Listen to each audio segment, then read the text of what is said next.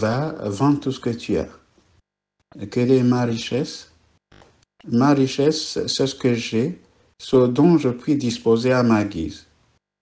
Je peux tout garder pour ma satisfaction personnelle ou je peux en faire bénéficier aux autres. Là se trouve la clé pour répondre à l'invitation du Seigneur. Vends tout ce que tu as, donne-le aux pauvres, et tu auras un trésor dans le ciel. Le trésor que j'aurai sera directement proportionnel au don que je ferai de ce que j'ai. Déjà, aujourd'hui, je peux dire que mon bonheur sera toujours fait de ce que je donne ou que je partage avec les autres. Bien souvent, mon malheur consiste à vouloir tout garder pour moi.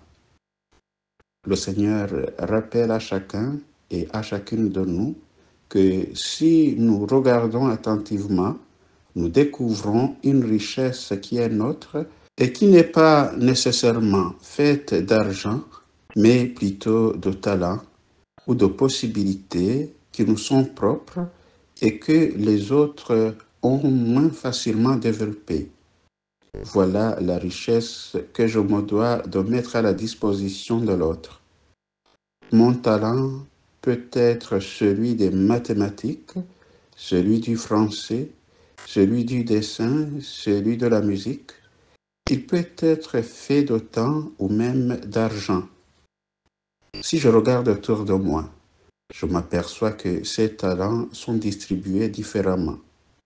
Il s'agit pour moi d'en prendre conscience et d'en faire profiter aux autres.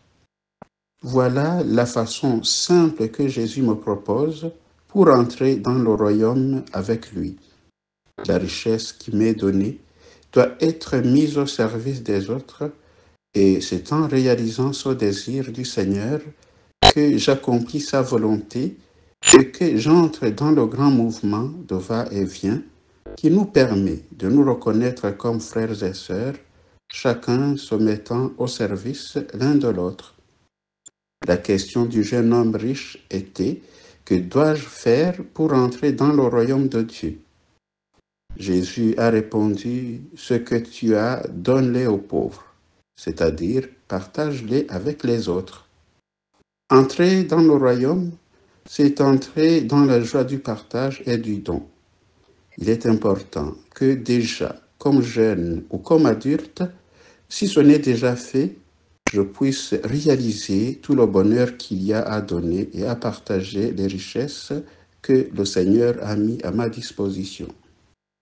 La prière suivante a été composée par Michel Quast dans son livre intitulé Prière, écrit en 1954, et le titre de la prière est Prière devant un billet de 100 francs. Seigneur, vois ce billet, il me fait peur. Tu connais son secret, tu connais son histoire. Comme il est lourd, il m'impressionne car il ne parle pas. Il ne dira jamais tout ce qu'il cache en ses plis. Il ne livrera jamais tout ce qu'il représente d'effort et de lutte.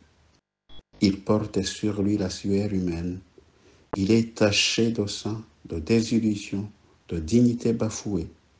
Il est riche de tout le poids du travail humain qu'il contient et qui fait sa valeur. Il est lourd, lourd Seigneur. Il m'impressionne, il me fait peur, car il a des morts sur la conscience. Tous les pauvres types qui se sont tués à la tâche pour lui, pour l'avoir, pour le posséder quelques heures, pour obtenir de lui un peu de plaisir, de joie, de vie. En combien de doigts est-il passé, Seigneur, et qu'a-t-il fait en ce long voyage silencieux?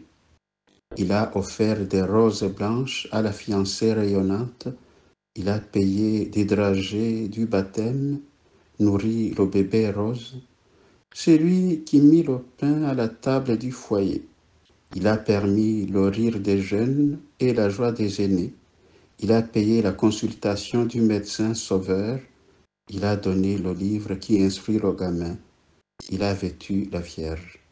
Mais il a envoyé la lettre de rupture, il a payé dans le sein de la mère le meurtre du petit, celui qui distribua l'alcool et fit l'ivrogne, il a projeté le film interdit aux enfants et enregistré le disque dégoûtant. Il a séduit l'adolescent et fait de l'adulte un voleur. Pour quelques heures, il a acheté le corps d'une femme, celui qui paya l'arme du crime et les planches d'un cercueil. Ô Seigneur, je t'offre ce billet de 100 francs, en ces mystères joyeux, en ces mystères douloureux. Je te dis merci pour toute la vie et la joie qu'il a donnée. Je te demande pardon pour le mal qu'il a fait. Mais surtout, Seigneur, je te l'offre pour tout le travail d'homme, pour toute la peine d'homme dont il est le symbole, et qui, demain, enfin monnaie inattaquable, sera changé en ta vie éternelle.